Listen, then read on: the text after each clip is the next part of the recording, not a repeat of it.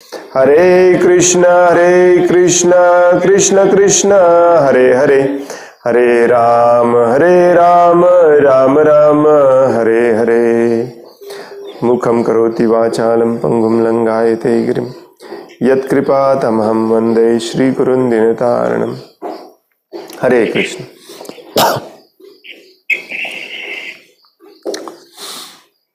श्रीमद् भागवतम स्कंध तिसरा, अध्याय 26वा, भौतिक प्रकृतीची मूलभूत तत्वे, श्लोक नंबर 20।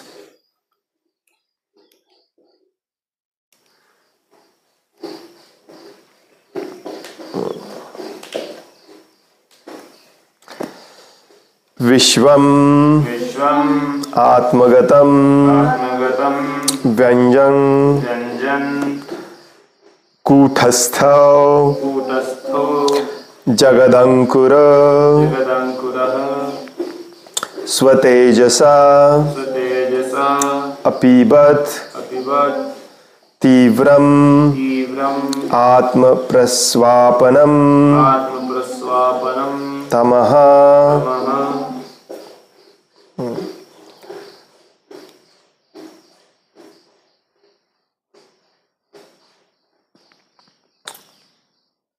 विश्वम आत्मगतम व्यंजन कूटस्थो जगदंकुरः स्वतेजसा पिबत तीव्रम आत्मप्रस्वापनम तमः।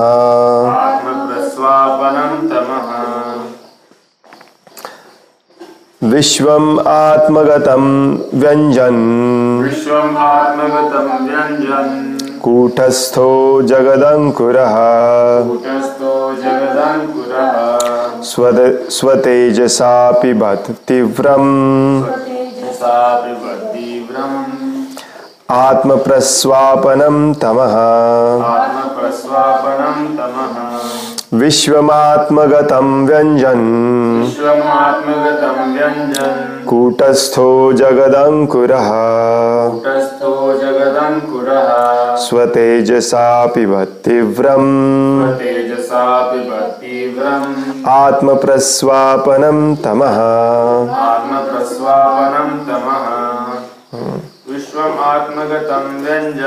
विश्वमात्मगतं व्यंजन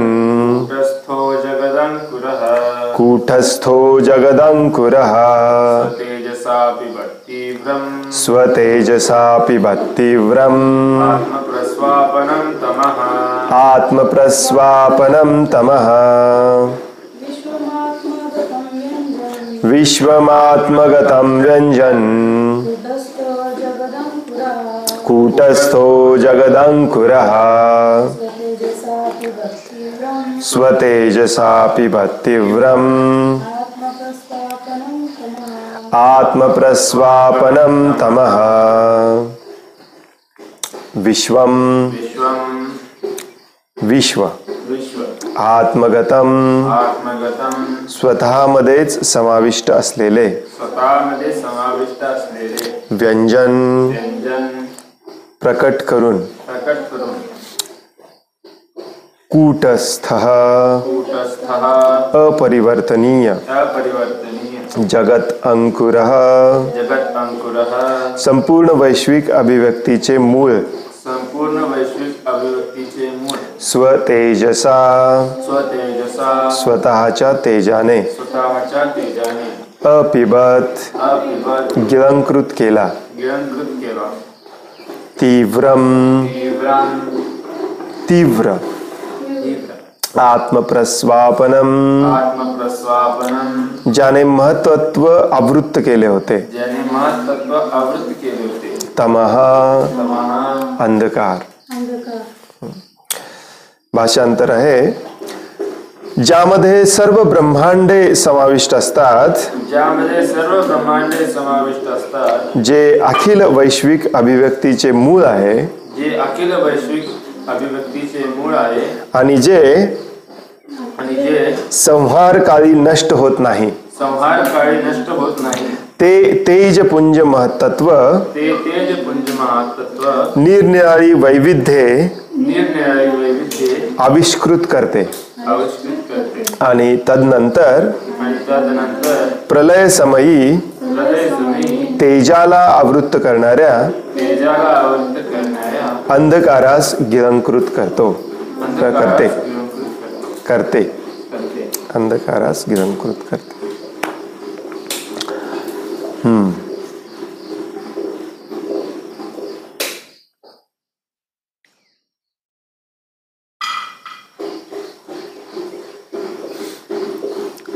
तर मागचे काही दिवस आपण सृष्टीची रचना भगवान कपिल देवांच्याकडून एका वेगळ्या पद्धतीने वाचत आहोत.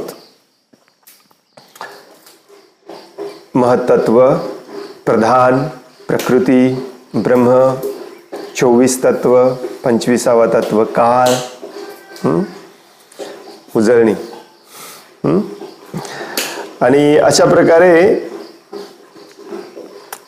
हे सगळं झाल्यानंतर भगवंत जीवांना याच्यामध्ये सोडून गर्भधारणा करतात आणि मग प्रकृती आपल्याला शरीर प्रदान करते आणि दैवगतीमुळे म्हणजेच आपल्या आपल्या कर्माप्रमाणे क्षोभ निर्माण होतो. तेव्हा सगळं काही स्टार्ट होतं, ऑन होतं, चालू होतं. तर पुढे हेच कंटिन्यू करतायत. आजचा जो श्लोक आपण आता वाचला त्याच्यामध्ये भगवान कपिल देव सांगतात की ज्यामध्ये सगळी ब्रह्मांड समाविष्ट असतात, अखिल वैश्विक अभिव्यक्तीचं मूळ आहे, अखंड विश्व ज्याच्यातून तयार झालं त्यालाच महत्त्व म्हणतात. तुम्ही बऱ्याचदा हे ऐकलं असेल. आणि जे संहारकाळी नष्ट होत नाही, म्हणजे प्रकृती तयार होते नष्ट होते, तयार होते नष्ट होते, परंतु महत्त्व तसंच राहतं. ते तेजपुंज महत्त्व निरनिराळी वैविध्य आविष्कृत करते, निरनिराळे ब्रह्मांड निर्माण करते, त्याच्यामध्ये विविधता निर्माण करते. आणि त्यानंतर प्रलय समयी तेजाला आवृत्त करणाऱ्या अंधकारास गिळून टाकते. प्रलयचा अर्थ असतो अंधकार, निर्मितीचा अर्थ असतो प्रकाश. म्हणूनच निर्माण करायचं काम आहे ब्रह्माजींचं, जे रजोगुणामध्ये असतात, आणि प्रलय संहार करायचं काम आहे शिवजींचं, जे तमोगुणाचे प्रतिनिधित्व करतात. म्हणून इथे म्हटलेलं आहे आत्मप्रस्वापनम तमः. तमः म्हणजे अंधकार. या अंधकाराला देखील तो गिळून टाकतो महत्त्व. तर हा एक श्लोक ऍक्च्युली कालच वाचायला पाहिजे होता.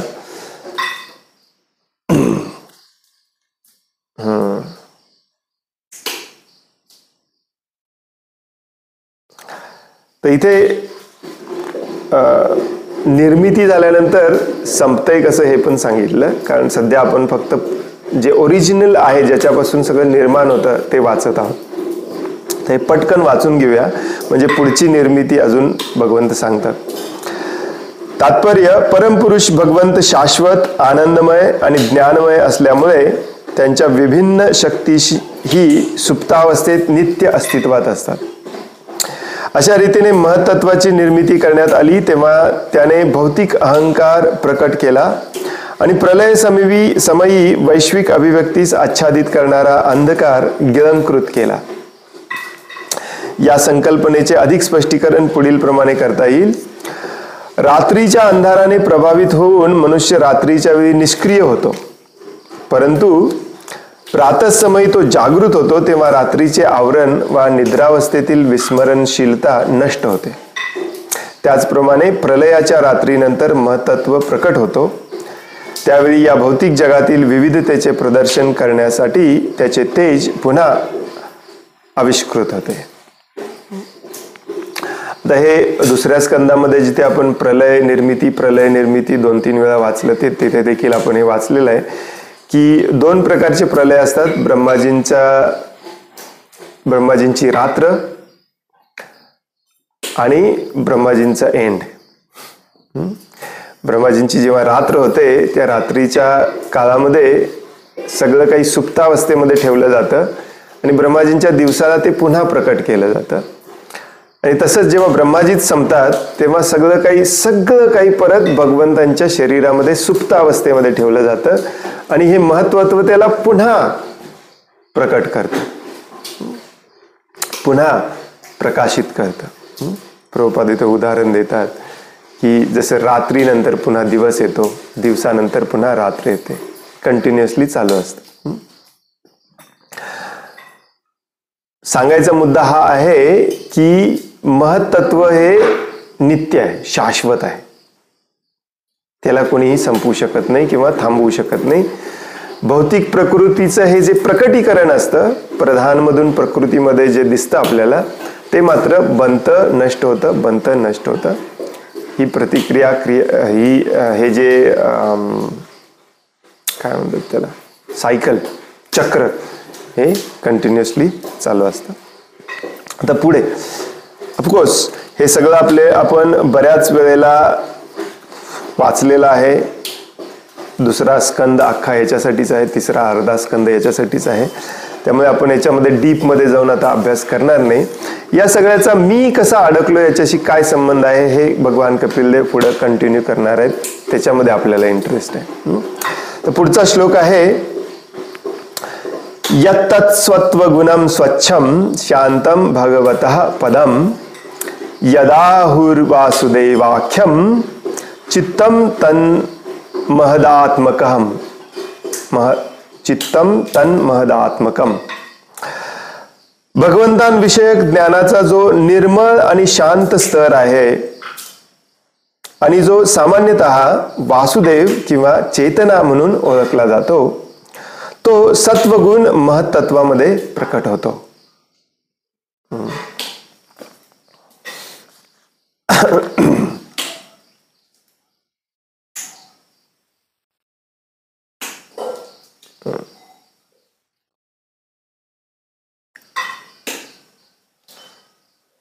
पुढच्या श्लोकांमध्ये पुन्हा परत एकदा प्रकृतीची निर्मितीच सांगितलेली आहे.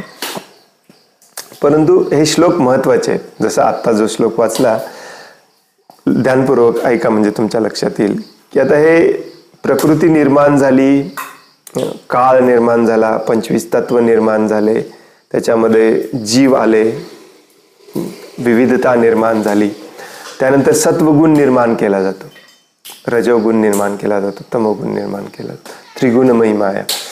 तर परवा आपण वाचलं की पहिल्यांदा हे 3 गुणच निर्माण होतात. ऑफकोर्स या 3 गुणातूनच 25 घटक निर्माण होतात, पण हे 3 गुण कसे असतात याचं आता स्पष्टीकरण इथे भगवंत देत आहेत. ध्यानपूर्वक ऐका म्हणजे तुमच्या लक्षात येईल. भगवंतांविषयी ज्ञानाचा जो निर्मळ आणि शांत स्तर आहे आणि जो सामान्यतः वासुदेव किंवा चेतना म्हणून ओळखला जातो, तो सत्वगुण महत्त्वामध्ये प्रकट होतो. लिव्ह काय करतो झालंय त्याचं खाऊन पिऊन. तर सत्वगुण म्हणजे बऱ्याचदा आपण ऐकतो की सत्व म्हणजे शांत, स्थिर, इक्वॅनिमिटी. रज म्हणजे ॲजिटेशन, पॅशन, किरकिर आणि तम म्हणजे आळस, प्रमाद, झोप. परंतु तरीही बऱ्याच लोकांना तमगुण आणि रजगुण खूप इझिली समजतो, कारण त्याची लक्षणच इतकी स्ट्रॉंग असतात. सत्वगुण समजायला खूप कठीण जातं, कारण सत्वगुण बऱ्याचदा हे डायल्यूट करून समजावून सांगितलं जातं आपल्याला आणि आपल्याला वाटतं की हेच सत्वगुण आहे. जसं की रोजचं कामाला जाणे, प्रभूजी माझं काम करतो, माझं कमवतो, माझं मी शांतपणे राहतो, हे सत्वगुणच आहे. पण ते बऱ्याचदा रजोगुणामध्ये येतं. इंद्रिय तृप्तीसाठी काहीतरी करणे हे मोस्टली रजोगुणामध्येच येतं, परंतु सत्वगुण हे देखील इंद्रिय तृप्तीसाठीच करणे असतं. आणि बऱ्याचदा सत्वगुण हे शुद्ध सत्वगुणाशी सिमिलर म्हणून वापरलं जातं, सिनॉनिम म्हणून, समानार्थी शब्द म्हणून. जसं की भगवद्गीतेच्या 17व्या-18व्या अध्यायामध्ये तुम्हाला लक्षात आलं असेल की भगवंत सत्वगुणच श्रेष्ठ आहे म्हणून सांगतात. परंतु 14व्या अध्यायात सांगतात की सत्वगुण पण आपल्याला अडकून ठेवतो. तेव्हा तो सत्वगुण जो असतो तो शुद्ध सत्वगुण सांगत असतात भगवंत. तर इथे दिलेली व्याख्या खूप छान परफेक्टली दिलेली आहे. काय सांगितलंय? विषयाचं ज्ञान. सत्वगुणाचं मेन लक्षण सांगितलंय भगवद्गीतेमध्ये 14व्या अध्यायामध्ये, ज्ञान आणि सुख. सत्वगुणातली माणसे या दोन गोष्टीच्या मागे असतात, ज्ञान आणि सुख. पण तू कसलं ज्ञान? भगवंतांविषयीचं ज्ञान, जे आपल्याला शांत, निर्मळ, स्थिर करतं, मनामध्ये ॲजिटेशन निर्माण करत नाही, क्षोभ निर्माण करत नाही. आणि जो सामान्यतः वासुदेव किंवा चेतना म्हणून ओळखला जातो. म्हणजेच काय? चित्त, मन, बुद्धी त्या वासुदेवामध्ये स्थिर असतं. चेतना स्ट्रॉंग असते, प्रदूषित झालेली नसते. तो सत्वगुण महत्त्वामध्ये प्रकट होतो. तात्पर्य, वासुदेव अवस्था अथवा नाही, वासुदेव अवस्था किंवा भगवंतांविषयीचा ज्ञानाचा स्तर शुद्ध सत्व या नावाने जाणला जातो. जसं मी मगाशी म्हणालो, सत्वगुण बांधून ठेवतो, परंतु शुद्ध सत्व हा आपल्याला मुक्त करतो. भगवत धामामध्ये फक्त आणि फक्त आणि फक्त शुद्ध सत्वगुण असतो. आणि बऱ्याचदा हे शुद्ध हा शब्द वापरला गेला नसल्यामुळे हे भौतिक सत्वगुण आणि त्या सत्वगुणामध्ये आपली गफलत होते. वासुदेव अवस्था म्हणजे काय? सगळं काही वासुदेव आहे हे मानणे, म्हणजेच वासुदेवांविषयी, भगवंतांविषयीचं पूर्ण परफेक्ट ज्ञान, ज्याला शुद्ध सत्वगुण या नावाने जाणलं जातं. शुद्ध सत्व स्तरावर रज व तम या इतर गुणांचा यत्किंचितही प्रभाव नसतो. वैदिक शास्त्रांमध्ये भगवंतांनी स्वतःचा 4 भगवत रूपांमध्ये विस्तार केल्याचा उल्लेख आहे. ती 4 रूपे कोणती? वासुदेव, संकर्षण, प्रद्युम्न आणि अनिरुद्ध. या ठिकाणी महत्त्वाच्या पुनर्प्रकटनामध्ये 4 भगवत रूपे दिसतात. अंतर्यामी स्थित असलेला परमात्मा सर्वप्रथम वासुदेव रूपामध्ये स्वतःला विस्तारित करतो. हे अजून थोडंसं कन्फ्युजिंग वाटेल, परंतु स्टिक टू इट. या ठिकाणी महत्त्वाच्या पुनर्प्रकटनाची 4 भगवत रूपे दिसतात. अंतर्यामी स्थित असलेला परमात्मा सर्वप्रथम वासुदेव रूपामध्ये स्वतःला विस्तारित करतो. हे कुठून येतं? बलरामजींपासून. वासुदेव स्तर भौतिक कामनांच्या प्रभावापासून मुक्त असतो आणि त्या स्तरावर मनुष्य भगवंतांना अथवा भगवद्गीतेत अद्भुत शब्दाने वर्णिलेल्या विषयास जाणू शकतो. या वासुदेव अवस्थेमध्ये जेव्हा आपण जातो तेव्हा भौतिक कामनांच्या प्रभावापासून आपण पूर्णपणे मुक्त असतो आणि त्याच वेळी आपण ज्ञान जाणू शकतो किंवा भगवंतांना जाणू शकतो. भगवंतांना जाणणे म्हणजेच ज्ञान आहे तसे ग्रहण करणे.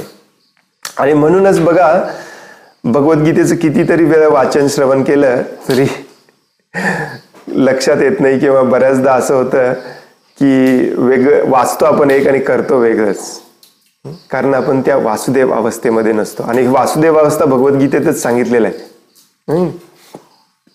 बहुनाम जन्मनाम अंते ज्ञानवान माम प्रपद्यते वासुदेव सर्वमिती. सगळं काही वासुदेव म्हणून जाणायला शिकलं पाहिजे. त्याला खऱ्या अर्थाने ज्ञान म्हणतात. हे महत्त्वाचे आणखी एक रूप आहे. वासुदेव स्तरास कृष्ण भावना असेही म्हणतात, कारण ती रजोगुण व तमोगुणाच्या कल्मशांपासून पूर्णपणे मुक्त असते. जिथे आपण सगळं काही वासुदेव समजायला लागतो तिथे रजोगुण तमोगुण राहतच नाही, कारण पूर्णपणे आपण भगवंतांना शरण गेलेला असतो. बहुनाम जन्मनामंते ज्ञानवान माम प्रपद्यते. जेव्हा तो मला पूर्णपणे शरण येतो त्या अवस्थेला वासुदेव अवस्था म्हणतात.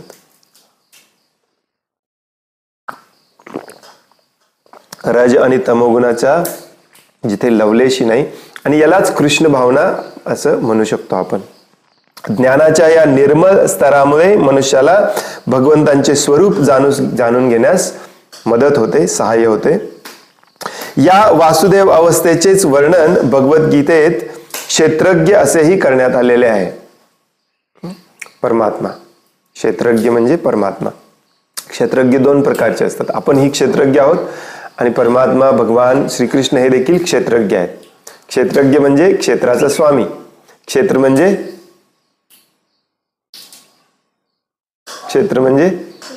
शरीर. आणि हा क्षेत्रज्ञ शब्द कार्यक्षेत्राचा ज्ञाता तसेच परमश्रेष्ठ ज्ञाता या दोहोंचाही निर्देश करतो.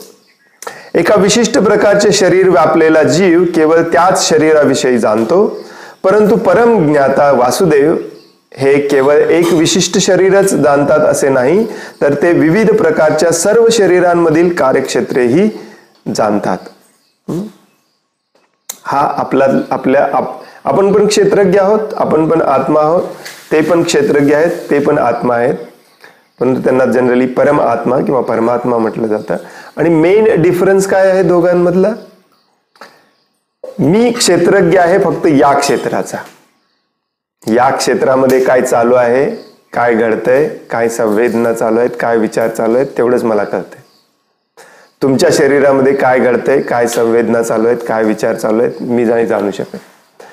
परंतु हा दुसरा क्षेत्रज्ञ जो आहे परमात्मा वासुदेव, त्यांना मात्र माझ्या शरीरातलं पण सगळं माहिती आहे, तुमच्या शरीरातलं पण माहिती आहे, प्रत्येकाच्या शरीरातलं माहिती आहे, प्रत्येक जीवाच्या शरीरातलं.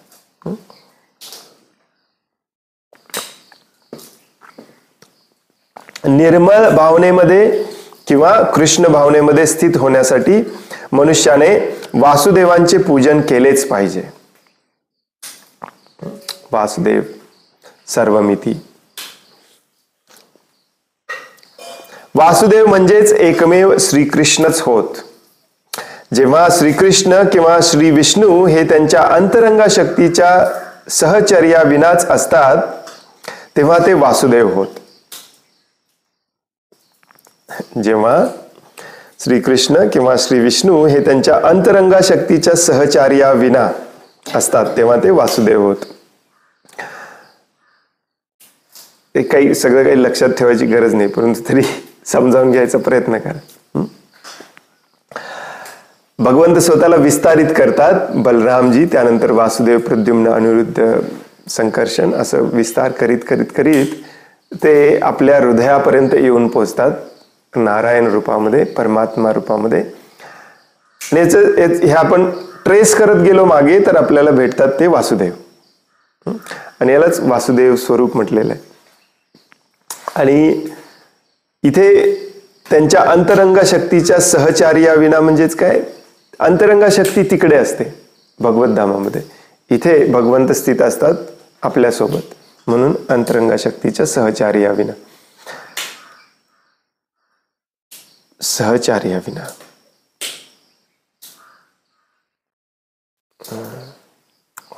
Release from false ego. Dwarkadhish.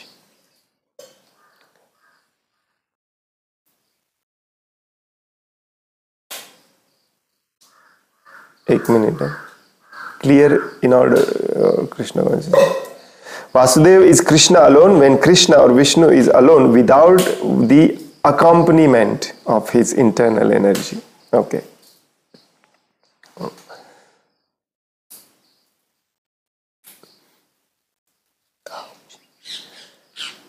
त्यांची अंतरंगा शक्ती जेव्हा त्यांच्या समवेत असते तेव्हा ते द्वारकाधीश म्हणून ओळखले जातात.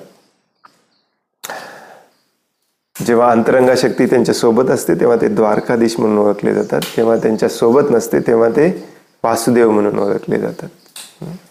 या भौतिक जगामध्ये देखील हे डिफरन्सिएशन करता येतं. जेव्हा ते द्वारकेत असतात तेव्हा ते द्वारकाधीश असतात, जेव्हा ते मथुरेत असतात तेव्हा ते वासुदेव असतात. विशुद्ध चेतना अर्थात कृष्ण भावना भवित होण्यासाठी वासुदेवांची उपासना अनिवार्य आहे. भगवद्गीतेत असेही सांगितलेले आहे की मनुष्य कैक जन्मानंतर वासुदेवांना शरण येतो आणि असा महात्मा अत्यंत दुर्लभ आहे. जे सुरुवातीपासून मी जो श्लोक सांगत होतो, बहुनाम जन्मनाम अंते ज्ञानवान माम प्रपद्यते. आणि तोच व्यक्ती भगवंतांना पूर्णपणे शरण गेलेला असतो जो हे जाणतो की वासुदेवच सर्व काही आहे. वासुदेव सर्वम इति. आणि म्हणूनच असा महात्मा खूप दुर्लभ असतो. स महात्मा सुदुर्लभ. वासुदेव सर्वम इति म्हणजे काय?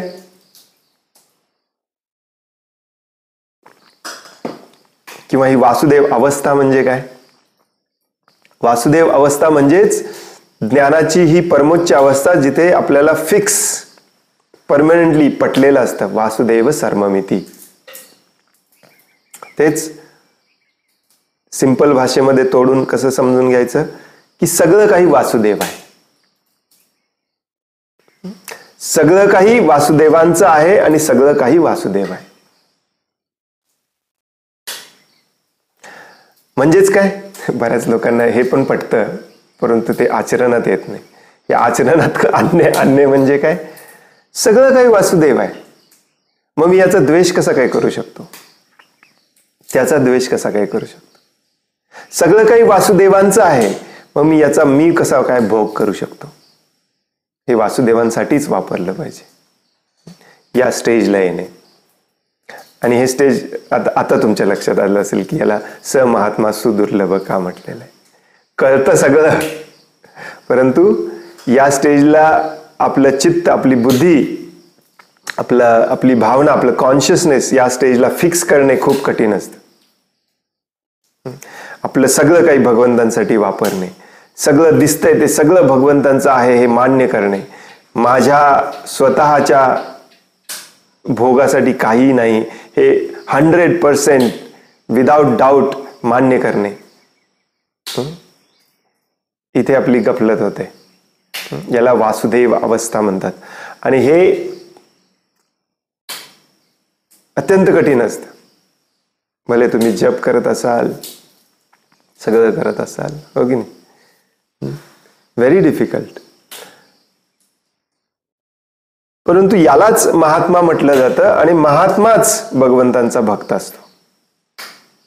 याच्यामध्ये काही कॉम्प्रोमाइज्ड स्थिती आहे का ज्याच्याने आपल्याला भगवंत प्राप्त होतील? ॲब्सोल्युटली नाही. आणि हे बऱ्याच भक्तांना लवकर लक्षात येत नाही की नाहीच आहे. कॉम्प्रोमाइज्ड स्थिती याच्यामध्ये कुठली नाहीच आहे. थोड्याफार प्रमाणामध्ये करून किंवा थोड्याफार प्रमाणामध्ये भगवंतांसाठी वापरून किंवा थोडं माझ्यासाठी थोडं भगवंतांसाठी ही स्टेजच नसते महात्मा स्टेजला. वासुदेव अवस्थेमध्ये, वासुदेव अवस्था म्हणजे वासुदेव अवस्था. Everything belongs to Vasudev. Everything is Vasudev. Everything belongs to Vasudev. मग मन तुमचं अशुद्ध राहणारच नाही. तिथे रज आणि तमोगुणाचा प्रभावच असत नाही. आणि म्हणूनच याला सत्वगुण म्हटलं जाते, शुद्ध सत्वगुण म्हटलं जातं. मिथ्या अहंकारातून मुक्त होण्यासाठी मनुष्याने संकर्षणाचे पूजन केले पाहिजे. संकर्षणाचेच पूजन शंकराद्वारेही केले जाते. शंकरांच्या शरीरावरील सर्प हे संकर्षणाचे प्रतिनिधी होत आणि शंकर हे संकर्षणाचे नित्य ध्यान करीत असतात. वास्तविकपणे संकर्षणाचा भक्त म्हणून जो शंकराची उपासना करतो तो मिथ्या भौतिक अहंकारातून मुक्त होऊ शकतो. एखाद्याला जर मानसिक त्रासातून मुक्त व्हायचे असेल तर त्याने अनिरुद्धाची उपासना करावी. याच उद्देशासाठी वैदिक शास्त्रांमध्ये चंद्राची उपासनाही सांगितलेली आहे. चंद्राचा आणि मनाचा खूप स्ट्रॉंग संबंध आहे ऍक्च्युली.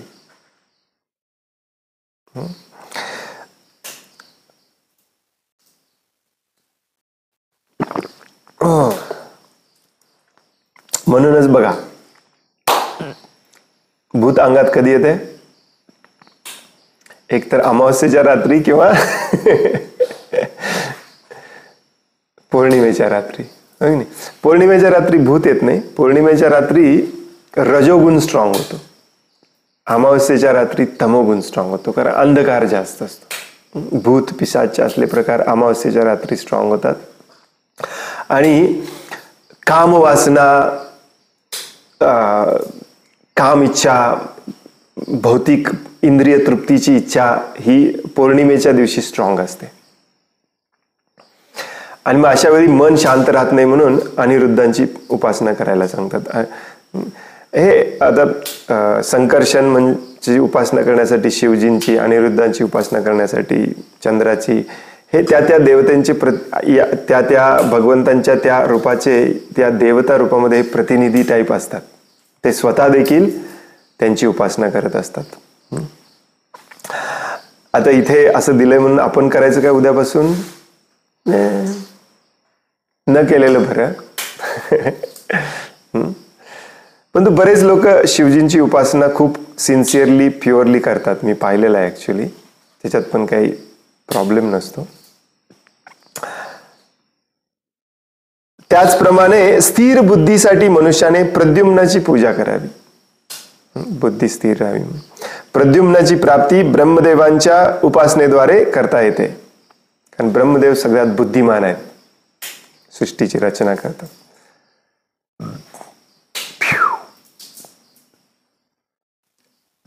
या सर्व विषयांचे स्पष्टीकरण वैदिक शास्त्रांमध्ये करण्यात आले आहे.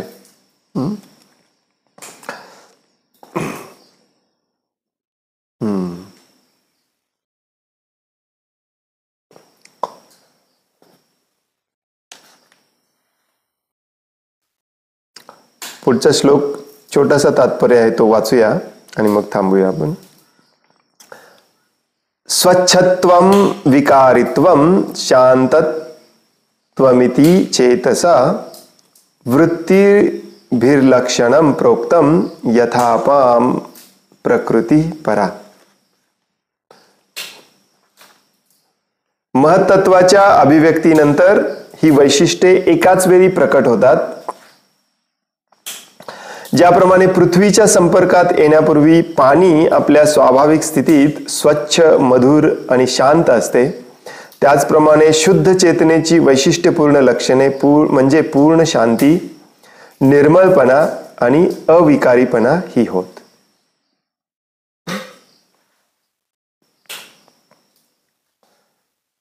तर आता सध्या या 2 श्लोकामध्ये सत्वगुण आणि विशेष करून शुद्ध सत्वगुण समजावून सांगतायत भगवंत, की जिथे निर्मळपणा, शांत, वासुदेव किंवा चेतना अवस्था म्हणून ज्याला समजलं जातं,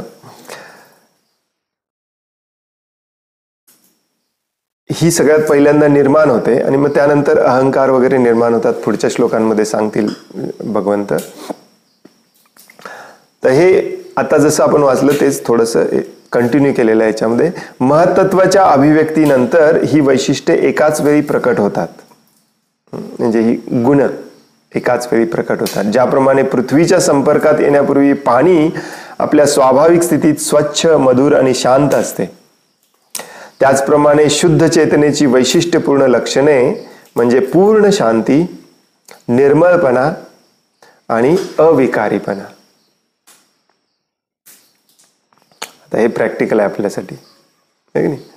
पूर्ण शांती, निर्मळपणा, मन बुद्धी निर्मळ असलं पाहिजे, म्हणजे आपण शुद्ध सत्वगुणामध्ये असतो, आणि अविकारीपणा.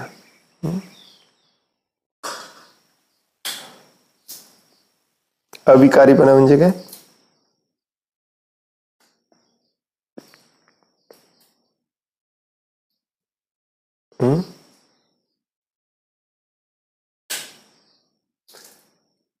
डिस्टर्बन्स नसला पाहिजे मनामध्ये. सिनॉनिम असल्यासारखे आहेत ऍक्च्युली हे सगळे.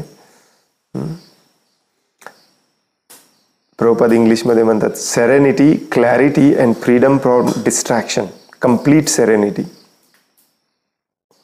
तात्पर्य, शुद्ध चेतना व कृष्ण भावनेचा स्तर प्रारंभी अस्तित्वात असतो. म्हणजेच काय, जेव्हा हे सगळं निर्माण होत असतं तेव्हा आपली चेतना ही याच स्थितीमध्ये असते, शुद्ध सत्वगुणामध्ये. तर पुढे ते समजावून सांगितलं जाईल की ती प्रकृतीच्या कॉन्टॅक्टमध्ये आल्यामुळे ती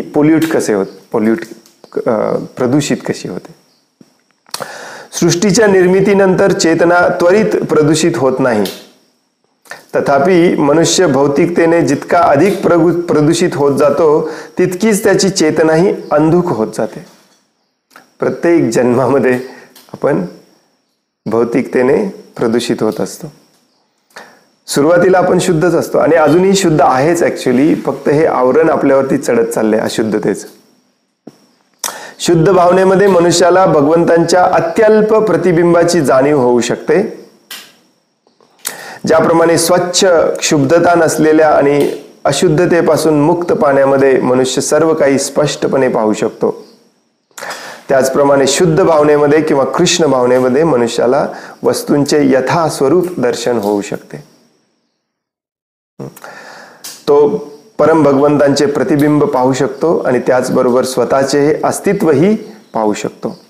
चेतनेची ही अवस्था अत्यंत आनंददायी, पारदर्शक आणि शांत असते.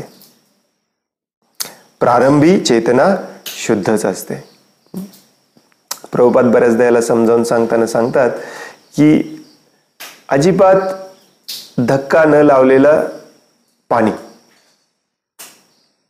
त्याच्यामध्ये आपण जर पाहिलं तर सगळं काही स्पष्ट दिसतं. जे काही त्याच्या समोर नेईल त्याचं प्रतिबिंब आपल्याला त्या पाण्यामध्ये दिसणार. पण तेच पाणी थोडंसं गढूळ झालं किंवा त्याला कुणीतरी थोडंसं हलवलं तर त्याच्यामध्ये आपलं प्रतिबिंब एकतर डिस्टॉर्टेड दिसतं. डिस्टॉर्टेड म्हणजे डिस्टर्ब झालेलं दिसतं, लाईक ग्लिच आल्यासारखं, किंवा गढूळ पाणी असेल तर दिसतच नाही. तर तशी आपली चित्त चेतना ओरिजिनली असते आणि ती हळूहळू हळूहळू भौतिक प्रकृतीच्या संपर्कात आल्यामुळे ती गढूळ आणि डिस्टॉर्टेड होत जाते. याला गढूळ आणि डिस्टॉर्टेड कोण करतं पुढच्या श्लोकांमध्ये आपल्याला वाचायचं आहे. याचाच अर्थ काय की पुन्हा आपल्या चित्ताला, आपल्या चेतनेला त्या शांत, निर्मळ, स्वच्छ अवस्थेमध्ये आणणे म्हणजेच कृष्ण भावना, म्हणजेच जीवनाची पूर्णता प्राप्त करणे. हो की नाही?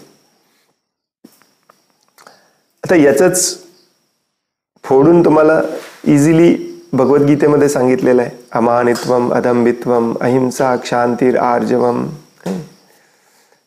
आचार्योपासनम. हे सगळे गुण हे आपल्या डिस्टर्ब करत असतात, मनाला गढूळ करत असतात, आणि ते सगळे पूर्णपणे काढून टाकणे म्हणजेच शांत, निर्मळ. आणि ही जी अवस्था असते हीच कम्प्लिटली आनंददायी अवस्था असते. पटायला थोडे दिवस लागतात, परंतु जेव्हा पटतं आपल्याला तेव्हा मात्र आपण तिथून हलू शकत नाही, कारण त्याच्यासारखा आनंदच कुठे नाही. हो की नाही? तर सृष्टीच्या निर्मितीच्या वेळेला महत्त्वापासून सगळं काही बनतं. एकदा हे डायग्राम काढून दाखवायला पाहिजे ऍक्च्युली.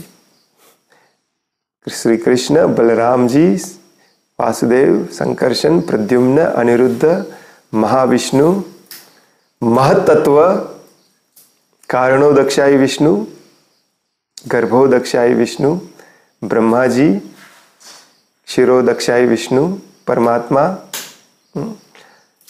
काळ, मग 24 तत्व, मग 3 गुण, मग अहंकार. हे 1 बाय 1 असं स्टेप बाय स्टेप सगळं डिटेलमध्ये दिलेलं आहे श्रीमद भागवतम मध्ये. परंतु आपण हे वाचतो विसरून जातो, त्यामुळे पुन्हा पुन्हा कन्फ्युज होत आहे. काय महत्त्व, परत महत्त्व. डायग्राम काढूया आपण, कोणीतरी काढला असेल, शोधूया. हरे कृष्ण.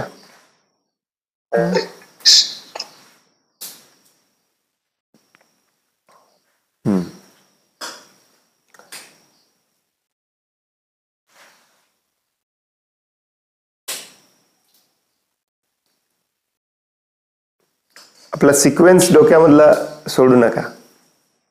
सिक्वेन्स चालू आहे. आता याच्या पुढे भगवंत सांगणार आहेत, काळ निर्माण झाला, शुद्ध सत्व निर्माण झाला, आता अहंकार निर्माण होणार, ज्या अहंकारातून हे प्रकृतीचे 3 गुण प्रकट होतात. हरे कृष्ण. कोणाला काही प्रश्न आहे, काही सांगायचं आहे?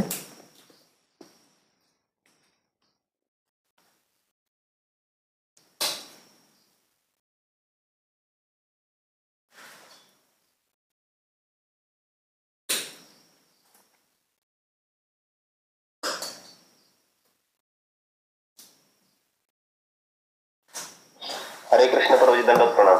हरे कृष्ण, दंडवत प्रणाम. प्रभूजी, असं तुम्ही सांगितलं होतं की वासुदेव सर्व इतिहास नाही का, म्हणजे वासुदेव सर्व काय आहे, पण त्याच्यामध्ये तुम्ही एक कन्फ्युजन सांगितलं की ते काय विसरलं तो शब्द काहीतरी आता, म्हणजे ते अंतरंग शक्तीच काहीतरी सांगितलं तुम्ही. अंतरंग शक्तीमध्ये नसतील तर आपण वासुदेवांना हे केलं पाहिजे, म्हणजे ते वासुदेव असतात. तर मग आता आपण हे जे स्टेप बाय स्टेप तुम्ही सांगितलं डायग्राम, मग आपल्याला तर भगवंतांना पूर्णपणे शरण जायचे, तर मग आपण जाताना असं जायचं जसं तुम्ही सांगितले की आता आपण ज्यावेळेस अंतरंग शक्ती नसते त्याच्यामध्ये त्यावेळेस ते वासुदेव असतात, आणि ज्यावेळेस अंतरंग शक्ती असते त्यावेळेस ते पूर्णपणे भगवंत परमात्मा भगवंत असतात. मग आपल्याला डायरेक्ट भगवंताकडे जायचं का ह्या डायग्राम नुसार जायचं तुम्ही सांगितलं तसं? त्याच्याबद्दल समजून सांगा. हरे कृष्ण. कसंही गेला तरी चालतंय.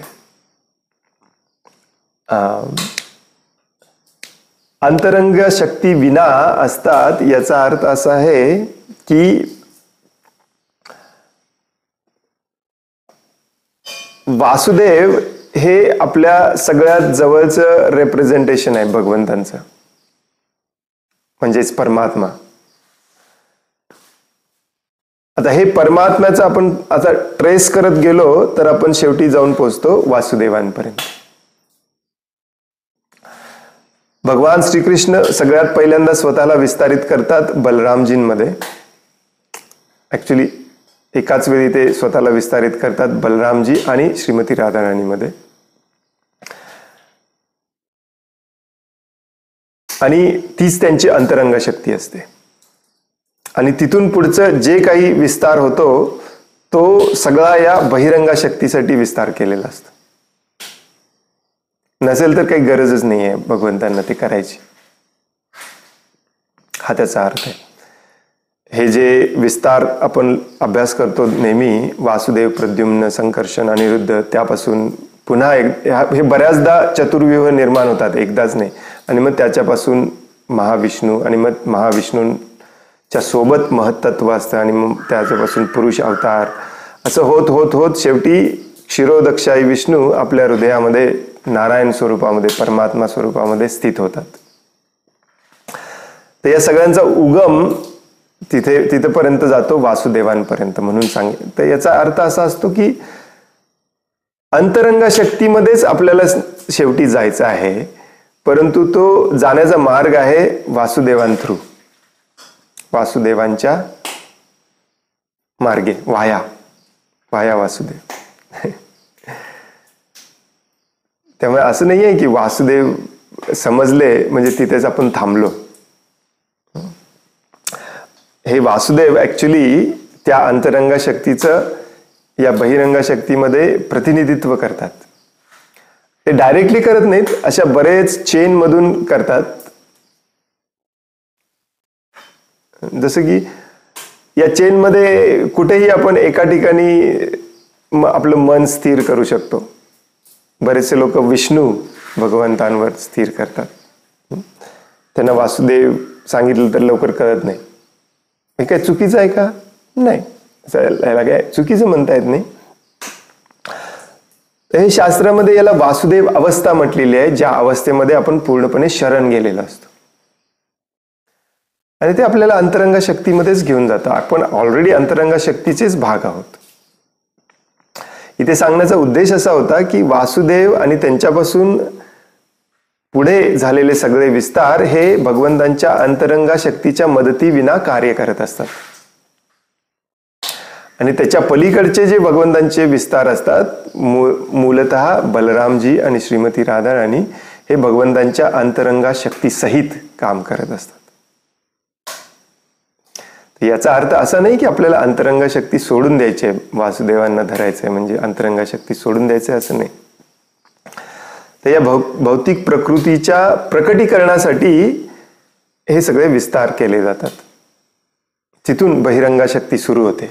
दुसऱ्या शब्दात अगदी इझिली समजावून घ्यायचं म्हणजे वासुदेवांपासून बहिरंगा शक्ती सुरू होते, सुरुवात होते. त्याच्या पलीकडे बहिरंगा शक्तीचं लवलेश नाही, तिथे सगळं अंतरंग शक्ती. म्हणजेच काय की एखाद्या गोष्टीच्या मुळापर्यंत आपल्याला जायचं आहे तर ते मूळ आहे वासुदेव. तिथून मग दरवाजा उघडला जातो आणि मग आपण अंतरंगा शक्तीमध्ये प्रवेश करू शकतो. त्याला वासुदेव अवस्था म्हणतात.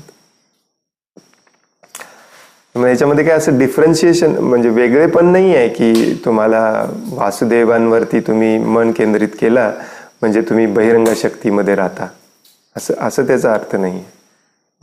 सृष्टीची रचना कशी झाली आणि कशी केली हे समजावून सांगण्यासाठी हे स्पष्टीकरण दिलेलं आहे.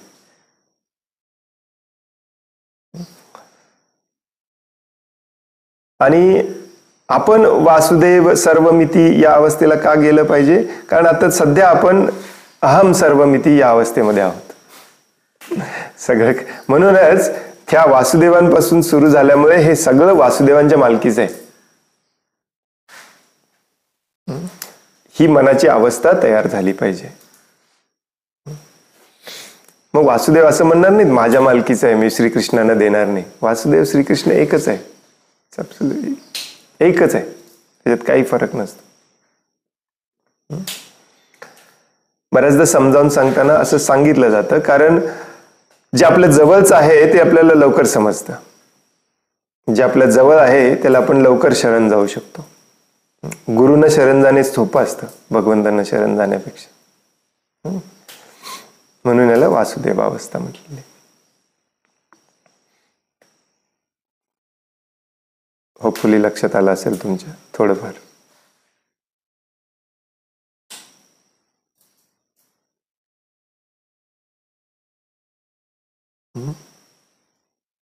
हरे कृष्ण.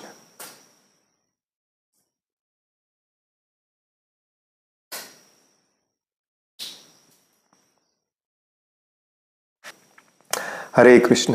खूप खूप धन्यवाद. वांछा कल्पतरुभयश्च कृपा सिंधुभ्य एव च पतितानां पावनेभ्यो वैष्णवेभ्यो नमो नमः. अनंत कोटि वैष्णव वृंद की जय. वैष्णव ठाकुर शिल प्रभुपाद की जय. ग्रंथराज श्रीमद् भागवतम की जय. हरे कृष्ण. धन्यवाद. हरे कृष्णा प्रभुजी दंडवत प्रणाम. हरे कृष्णा प्रभुजी.